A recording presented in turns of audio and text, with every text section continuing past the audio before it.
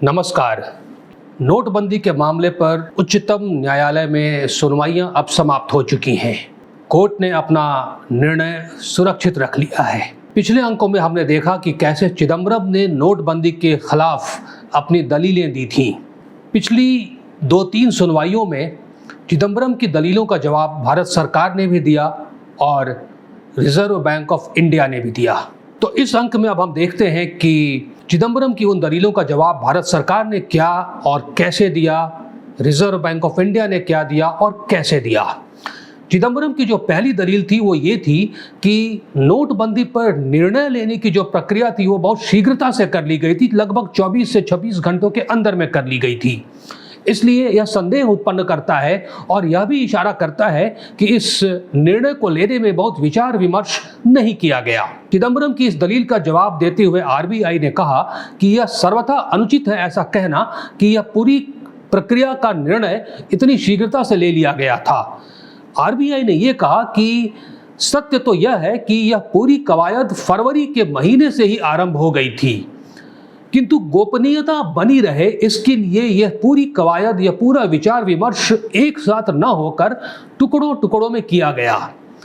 RBI का यह भी कहना था कि अगर कोई प्रक्रिया इतनी शीघ्रता से कर भी ली जाती है तो यह अंदाजा लगा लेना कि उसमें सब कुछ गलत होगा सिर्फ इसलिए कि यह प्रक्रिया बहुत जल्दी पूरी कर ली गई, यह सर्वथा अनुचित है और आधारहीन है। चिदम्बरम की जो दूसरी दलील थी वो ये थी कि आरबीआई एक्ट 1934 के सेक्शन 26(2) में नोटबंदी की प्रक्रिया के विषय में लिखा हुआ है। चिदम्बरम का यह कहना था कि वहाँ लिखा हुआ है कि आरबीआई एक अनुशंसा कर सकती है नोटबंदी के लिए भारत सरकार को, और भारत सरकार उस पर एक नोटिफिकेशन या सूचना, अधिसूचना निकालकर नोटबंदी को कर सकती है। पर यहाँ पर चिदम्बरम का यह कहना था कि किंतु इस बार हुआ ऐसा कि पहले भारत सरकार ने आरबीआई से यह कहा कि आप हमें अनुशंसा कीजिए, और तब आरबीआई ने अनुशंसा की और तब सरकार ने एक अधिसूचना जारी करके नोटबंदी कर दी। तो चिदम्बरम के अनुसार यह प्रक्रिया उलट हो गई। यह आरंभ होनी थी आरबीआई से, किंतु यह आरंभ हुई भारत सरकार की ओर से। तो इसका जवाब देते हुए आरबीआई ने कहा कि यह एक आधारहीन तर्क है। भारत सरकार ने अगर हमें यह सलाह दी कि आप नोटबंदी की अनुशंसा कीजिए, तो इस सेक्शन में कहीं ऐसा नहीं लिखा हुआ है कि आरबीआई को भारत सरकार सलाह दे ही नहीं सकती है। आरबीआई ने यह भी कहा कि इस सेक्शन में जो भी लिखा हुआ है उसका तात्पर्य यही है कि नोटबंदी होने के पहले 2 चीज़ों का होना आवश्यक है, आरबीआई की अनुशंसा और भारत सरकार का नोटिफिकेशन, और ये दोनों इस बार यहाँ पे थी। इसलिए इसमें कहीं कुछ अनुचित या गैर कानूनी नहीं है।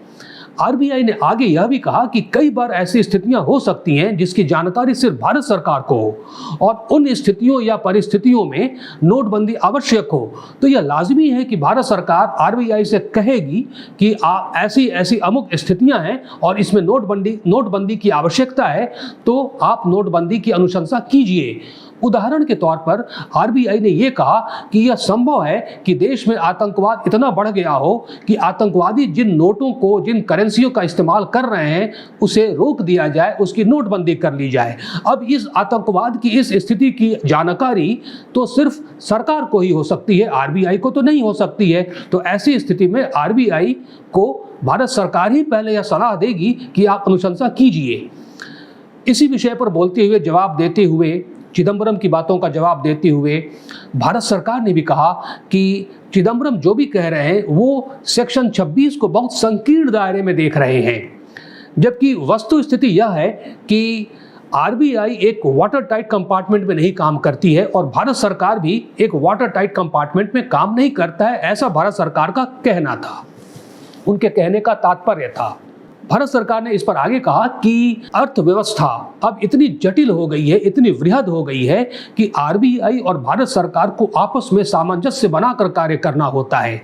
मौद्रिक नीतियां, मॉनेटरी पॉलिसीज जो आरबीआई बनाती है वो, और इकोनॉमिक पॉलिसीज यानी कि आर्थिक नीतियां जो भारत सरकार बनाती है, ये दोनों नीतियां आपस में इस तरह से जुड़ी हुई हैं कि भारत सरकार का और आरबीआई का मिलजुल कर सामंजस्य बनाकर काम करना बड़ा आवश्यक होता है, जो हमने किया। चिदम्बरम का एक तीसरा तर्क था कि सेक्शन 26 में जो लिखा हुआ है कि any series of notes can be demonetized, तो यहाँ पर एनी का अर्थ कुछ होता है, सभी नहीं होता है, ऑल नहीं होता है, और इसके तहत किसी भी नोट के कुछ सीरीजों को ही नोटबंदी की जा सकती है, सारे सीरीजों को नहीं किया जा सकता है। किंतु यहाँ पर 500 के और 1000 के सारे सीरीजों को, यानी कि पूरा का पूरा 500 और 1000 के नोटों को ही नोटबंदी उनकी कर दी गई।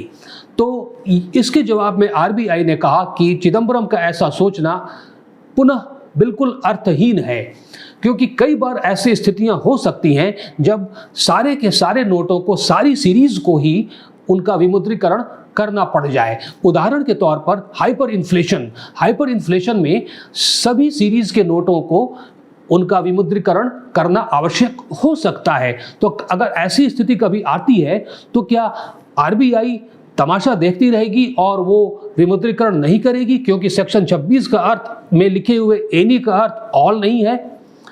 तो इस तरह से आरबीआई ने चिदम्बरम की इस बात का, उनकी इस दलील का जवाब दिया। चिदम्बरम ने फिर आगे कहा था कि 1946 में भी जो एक नोटबंदी हुई थी और 1978 में भी जो नोटबंदी हुई थी, उन दोनों नोटबंदियों में भी कुछ विशेष डिनोमिनेशन के नोटों के सभी सीरीजों को रोक दिया गया था, सभी सीरीजों की नोटबंदी कर दी गई थी। किंतु वो दोनों नोटबंदियां संसद में एक कानून बनाकर की गई थी।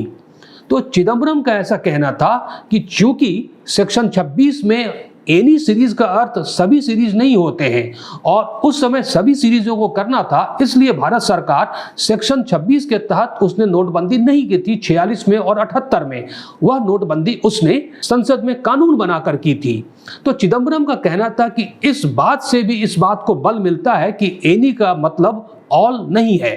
इसका जवाब देते हुए आरबीआई ने ऐसा कहा कि चिदम्बरम अगर यह सोचते हैं कि उस समय संसद में अलग कानून बनाकर नोटबंदी की गई थी जिसका कारण यह था कि एनी का अर्थ ऑल नहीं होता है सेक्शन 26 में, तो चिदम्बरम यहाँ पे गलत हैं, क्योंकि उस समय नोटबंदी अलग से एक कानून बनाकर संसद में इसलिए की गई थी कि उस समय के रिजर्व बैंक को नोटबंदी के प्रस्ताव पर उसकी सहमति नहीं थी।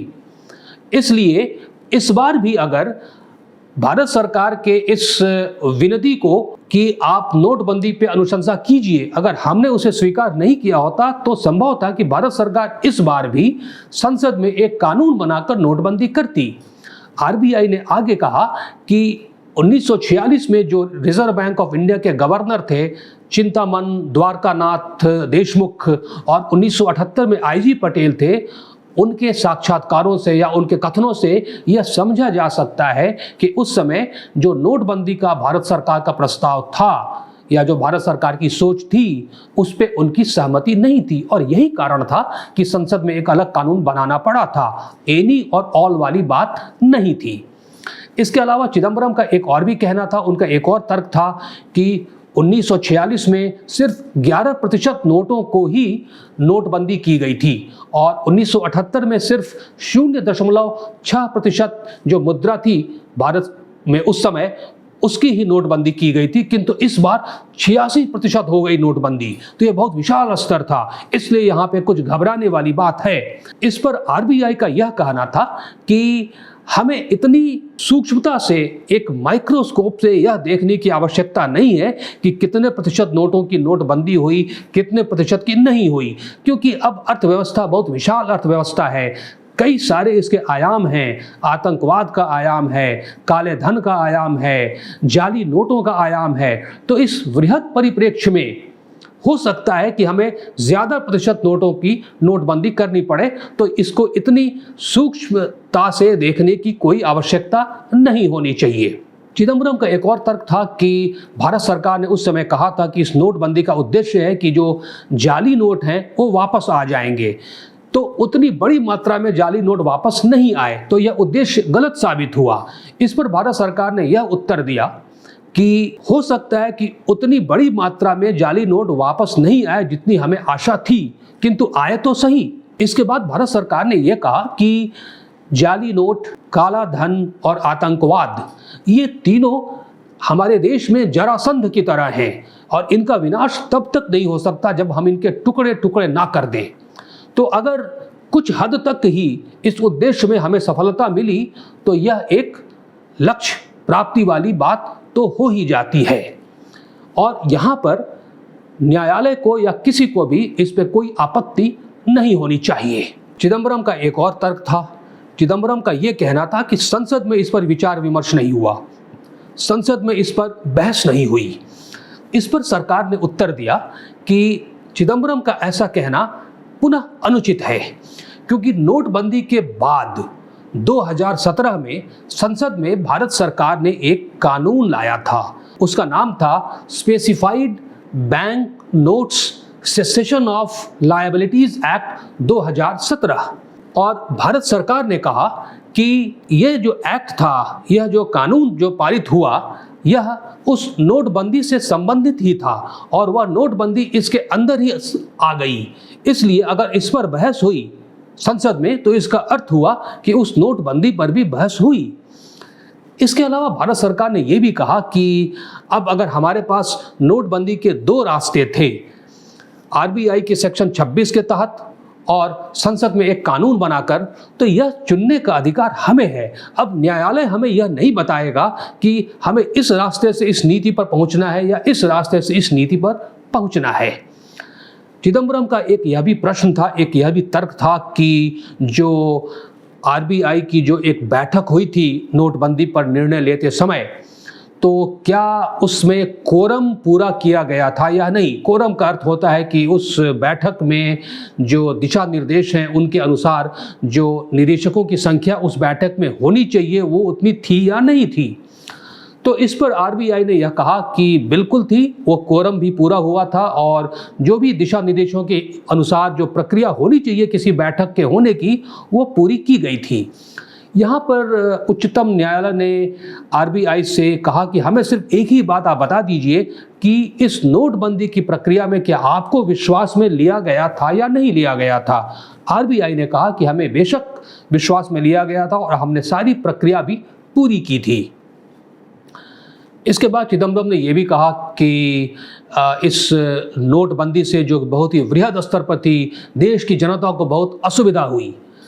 तो इस पर भारत सरकार का यह कहना था कि सरकार का कार्य होता है कि जो एक आवश्यक कदम है वह उठाए और उसको लेकर जो देश की जनता में असुविधा अगर हो रही है तो असुविधा और उस आवश्यक कदम के बीच में एक सामंजस्य बिठाए, एक बैलेंस स्थापित करे, जो कि हमने किया।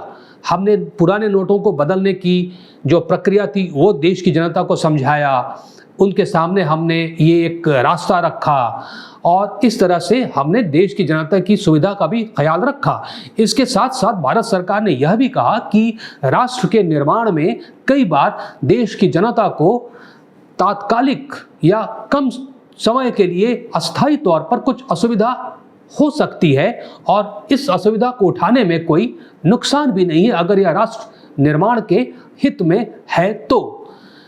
इसके अलावा फिर चिदंबरम का एक यह भी तर्क था कि कई सारे मौलिक अधिकार थे जो जनता के, उनका हनन हुआ।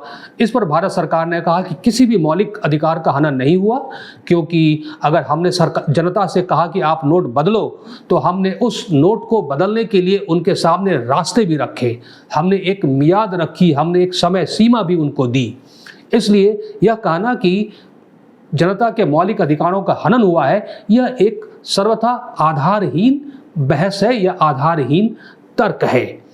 इसके बाद चिदंबरम का एक यह भी कहना था कि भारत सरकार जो आवश्यक दस्तावेज हैं, जैसे कि आरबीआई की जो मीटिंग हुई थी उस मीटिंग के क्या दस्तावेज थे, उसमें जो निर्णय लिए गए उन दस्तावेजों को आरबीआई ने या भारत सरकार ने न्यायालय के समक्ष प्रस्तुत नहीं किया है। इस पर सुप्रीम कोर्ट ने भारत सरकार से कहा कि आप इन दस्तावेजों को क्यों नहीं प्रस्तुत कर रहे हैं, ऐसी क्या बात है। तो इस पर भारत सरकार के जो अधिकारी थे, जो कानूनी अधिकारी थे, उन्होंने कहा कि ऐसा बिल्कुल ही नहीं है, हम तमाम कागज़ों को, सभी दस्तावेजों को जो आप कह रहे हैं, हम शीघ्र ही आपके सामने प्रस्तुत कर देंगे। इसके बाद भारत सरकार ने एक बार फिर से इशारा दिया कि इन आर्थिक नीतियों को बनाने के जो कदम होते हैं, उनका जो अधिकार है वह तो भारत सरकार का ही है और इसमें न्यायपालिका को बहुत दखल नहीं देना चाहिए। तो इस पर न्यायपालिका का यानी कि उच्चतम न्यायालय का यह कहना था कि अगर आप यह उम्मीद करते हैं कि आप कुछ भी करते रहें और हम हाथ जोड़े आपके सामने खड़े रहें, तो यह संभव नहीं है। न्यायपालिका आपके सामने हाथ जोड़े खड़ी नहीं रह सकती है। बेशक ये सब आपका अधिकार है, आप कीजिए, लेकिन यह देखना कि आप अपने अधिकारों को कानून सम्मत प्रक्रिया के साथ कर रहे हैं या नहीं, यह देखना तो उच्चतम न्यायालय का या न्यायपालिका का अधिकार है ही।